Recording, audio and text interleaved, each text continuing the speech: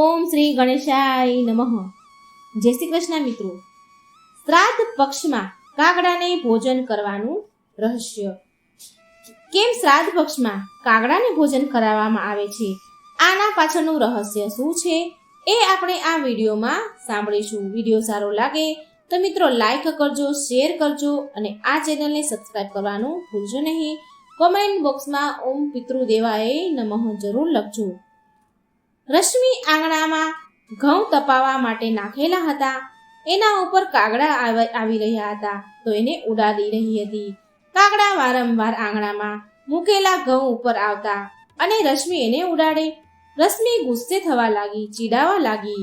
ફુર ફુર કરીને કહે છે, ચાલો ચાલો હટો અહીંથી, હવે આવ્યા તો જોઈ લઈશ. રશ્મિ બોલી, હદ કરે છે આ કાગડાઓ, બધા જ ઘઉં ખરાબ કરે છે. તો તેની સાસુ બહાર આવ્યા અને બોલ્યા, વહુ કઈ વાંધો નહીં, થોડા ઘઉં ચણી પણ લેશે તો આપણું કઈ નહીં બગડે. એમ પણ શ્રાદ્ધ પક્ષ ચાલી રહ્યો છે, કાગડાને ભોજન ખવડાવવાથી પૂર્વજોના આશીર્વાદ મળે છે. કાગડા યમનું પ્રતીક છે, જે દિશાઓનો શુભ અશુભ સંકેત બતાવવા વાળા કહેવાય છે. માટે શ્રાદ્ધ પક્ષમાં ભોજનનો એક અંશ કાગડાને આપવામાં આવે છે.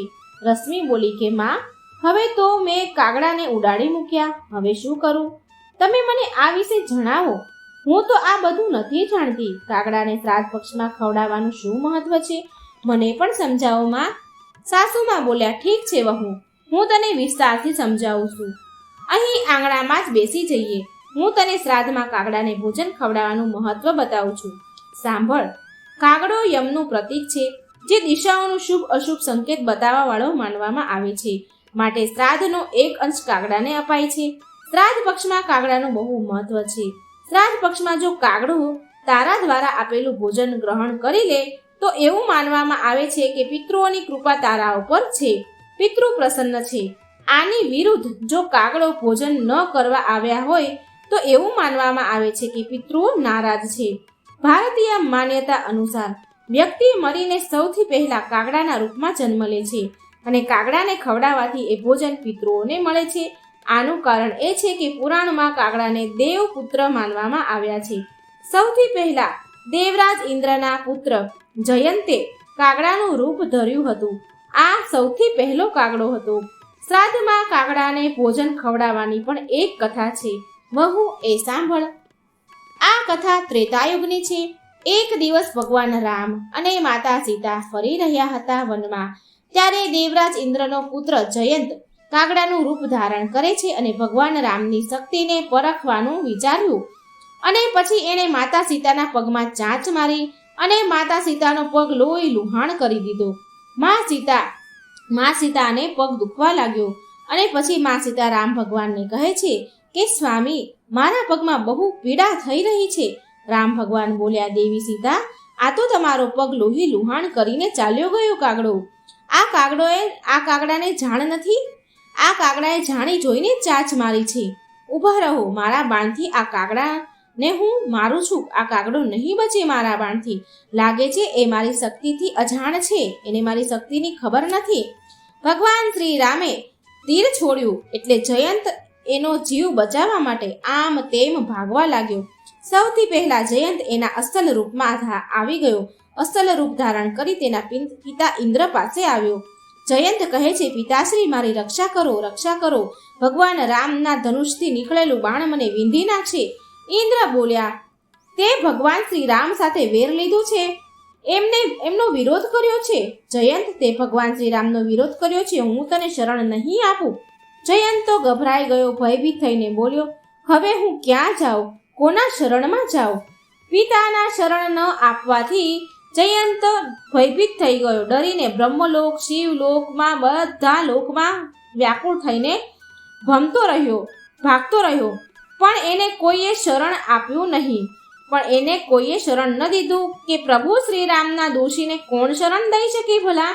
ત્યારે નારદજી જયંતને સામે આવ્યા અને જયંતને ભયભીત અને વ્યાકુળ થયેલા જોઈને કહ્યું, નારાયણ નારાયણ પુત્ર જયંત, હવે તને માત્ર પ્રભુ શ્રી રામ જ બચાવી શકે છે, માટે તું એમના જ ચરણમાં જા.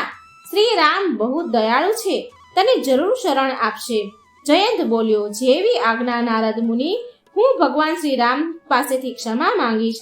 નારદ મુનિની આજ્ઞા લઈને જયંત ભગવાન શ્રી રામના શરણમાં જાય છે અને એમની જોડે ક્ષમા માંગે છે. જયંત શ્રી રામ પાસે આવીને કહે છે કે હે શરણાગતના હિતકારી પ્રભુ શ્રી રામ, મારી રક્ષા કરો, મારા ઉપર દયા કરો, પ્રભુ મને ક્ષમા કરો. જયંતની ક્ષમા માંગવાથી દયાળુ પ્રભુ શ્રી રામે જયંતને માફ કરી દીધા. પણ છતાંય જયંત રૂપી કાગડાની એક આંખ ફૂટી ગઈ, કારણ કે પ્રભુ શ્રી રામ દ્વારા છોડવામાં આવેલું બાણ ક્યારેય નિષ્ફળ જાય નહીં. એ દિવસથી જ કાગડાને એક આંખનો માનવામાં આવે છે. જયંતે પ્રભુ શ્રી રામને કહ્યું કે હે પ્રભુ, મને એવો આશીર્વાદ આપો કે લોકો મને નફરતના ભાવથી ન જોવે અને નફરત ન કરે અને મારો સત્કાર કરે. પ્રભુ શ્રી રામ બોલ્યા, પુત્ર જયંત, પૃથ્વી પર પિતૃપક્ષમાં કાગડાને ભોજન ખવડાવવાનું બહુ મહત્વ હશે. કાગડાને અર્પણ કરેલું ભોજન પિતૃઓને પ્રાપ્ત થશે. જયંત બોલ્યો, તમે ધન્ય છો પ્રભુ શ્રી રામ, તમારી લીલા અપાર છે. અને ત્યારથી જ શ્રાદ્ધમાં કાગડાને ભોજન કરાવવાની પરંપરા ચાલી આવી છે. આ જ કારણ છે કે શ્રાદ્ધ પક્ષમાં કાગડાને જ પહેલા ભોજન કરાવવામાં આવે છે. પિતૃદોષથી મુક્તિના આ ઉપાય શ્રાદ્ધમાં ખીર, પૂરી વગેરે પકવાન બનાવીને કાગડાને અર્પણ કરાય છે. શ્રાદ્ધ પક્ષ પિતૃઓને પ્રસન્ન કરવાનો એક ઉત્સવ છે. આ એ અવસર છે કે જ્યારે આપણે ખીર, પૂરી વગેરે પકવાન બનાવીએ અને એ ભોગ આપણા પિતૃઓને અર્પિત કરીએ છીએ, જેનાથી સંતુષ્ટ તૃપ્ત થઈને પિતૃ આપણને આશીર્વાદ આપે છે. પિતૃ ક્યારેય એના સંતાનોને હેરાન કરવા નથી માંગતા.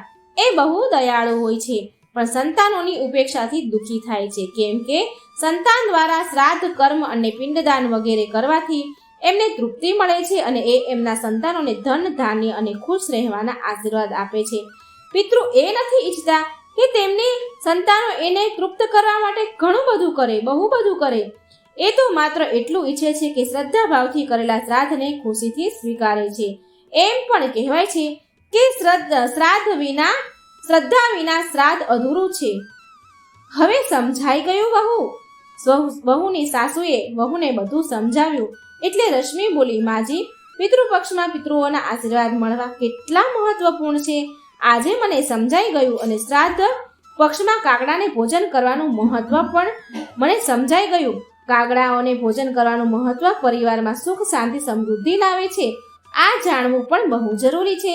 પિતૃપક્ષમાં પિતૃઓના આશીર્વાદ પ્રાપ્ત કરવા એ કેટલા જરૂરી છે.